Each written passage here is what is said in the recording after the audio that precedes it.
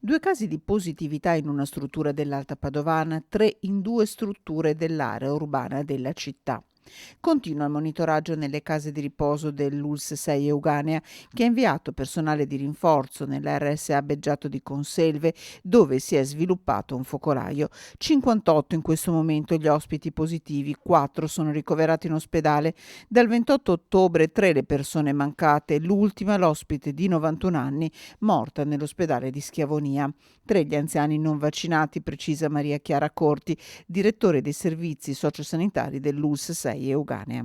Tutti i soggetti erano stati vaccinati con la seconda dose, una delle 2 dosi.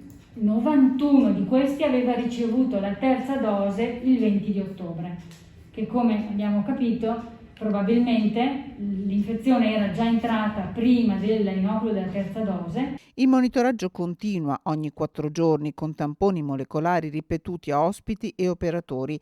Tra questi sono 31 i positivi, 20 dei quali avevano già ricevuto la terza dose. Numeri in aumento anche negli ospedali, con 31 pazienti ricoverati, 10 in terapia intensiva, 21 nei reparti ordinari. A Schiavonia chiuso per precauzioni il reparto di medicina. Si sono realizzate 4 positività molto vicine nel reparto di medicina, per cui precauzionalmente, di cui il primo non vaccinato, per cui precauzionalmente oggi stiamo controllando tutti i degenti e tutto il personale attraverso tamponi molecolari ravvicinati. Da giovedì, per far fronte alla recrudescenza della pandemia, sarà riaperto l'ospedale di comunità di Conselve.